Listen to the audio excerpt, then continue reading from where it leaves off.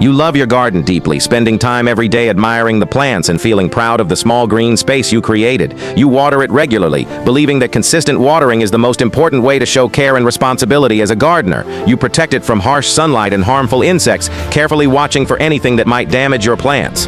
You genuinely try your best to help everything grow, improve, and survive, following advice you have heard from many sources, and still plants die unexpectedly, leaving you confused, disappointed, and unsure of what went wrong despite your efforts. Most gardens do not fail suddenly or dramatically like a disaster that happens overnight without warning. They die slowly, through small invisible changes that happen quietly beneath the surface over long periods of time. Not from neglect or complete abandonment, as many people assume when they see a struggling garden, but from care that is excessive, repetitive, and unaware of how natural systems actually work. Today, we will talk about how you might be killing your garden without even knowing it or intending any harm. When a plant dies, we usually blame the weather, assuming heat, cold, rain, or wind must be responsible. Sometimes we blame the seeds, believing they were low quality, old, or genetically weak from the beginning. Sometimes we blame bad luck, thinking gardening success is unpredictable and mostly out of our control. But the real damage usually starts much earlier, long before the plant shows visible signs of stress or failure. It starts with small actions that feel harmless and helpful in the moment. They look harmless because nothing seems to go wrong immediately after doing them. They feel responsible because they match what society tells us a good gardener should do. They feel loving because attention and care are often confused with constant intervention. But slowly they weaken the system that plants depend on for long-term health and resilience.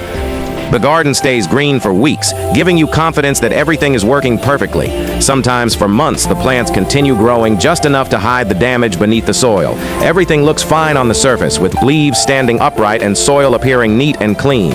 Until one day, it is not fine anymore, and decline becomes suddenly visible. Gardens do not collapse suddenly like machines breaking down all at once.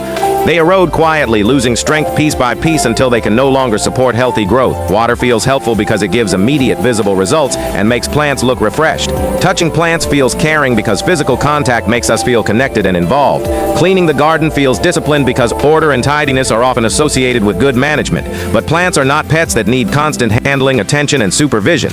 They do not need constant attention from humans to survive and grow well. They need balance between support and independence within their natural environment. Every time you interfere too often, you change that balance in ways plants cannot adapt to quickly. Roots stop searching for water when moisture is always available near the surface. Soil loses air when it stays wet too often and is repeatedly disturbed. Soil loses air when it stays wet too often, and microorganisms disappear when their habitat is damaged by overwatering, digging, and exposure. The plant survives for some time, but it becomes weaker and more dependent. Weak plants often look healthy on the outside, which makes the problem harder to notice, until stress arrives in the form of heat, disease, drought, or missed care. Then they fail instantly because they were never allowed to build strength.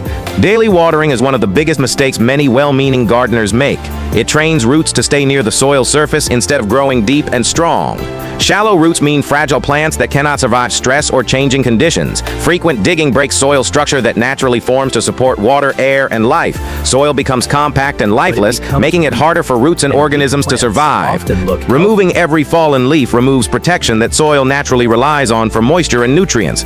Nature never keeps soil bare, even in forests, fields, or wild landscapes. Bare soil loses moisture and life quickly when exposed to sun, wind, and rain. These habits feel productive because they involve visible action and effort, but they create dependency instead of resilience within the garden system. The plant starts depending on you instead of learning to depend on soil and roots. You slowly become the life support system that keeps everything alive artificially, and when you miss one day, everything collapses because nothing is self-sustaining. A strong garden survives neglect because it has built internal balance. A weak garden demands attention constantly and punishes even small mistakes. The most serious damage happens underground, where human eyes rarely look, where you cannot see it happening or recognize the early warning signs. Soil is not just dirt that holds plants in place. It is a living system filled with interactions, movement, and cooperation. Bacteria, fungi, insects, and roots work together to feed plants naturally.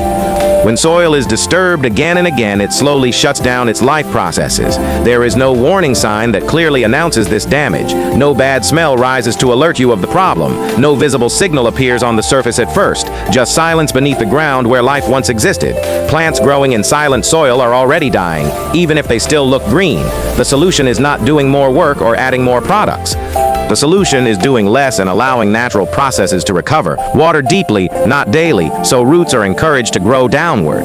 Let the soil dry slightly between watering to restore air and balance. Leave fallen leaves where they fall so soil remains protected and fed. Stop digging unless necessary, allowing soil structure to heal naturally. Observe before you act, and question whether action is truly needed. Let roots struggle a little so they learn to search and strengthen. Struggle builds strength over time within plants and soil systems. Comfort creates weakness when it removes all challenges from growth.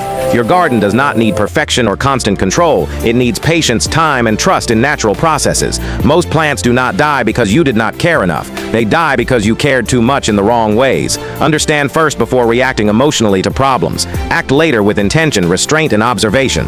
If you like this video, please subscribe this channel and share it with your friends and family because sharing is caring.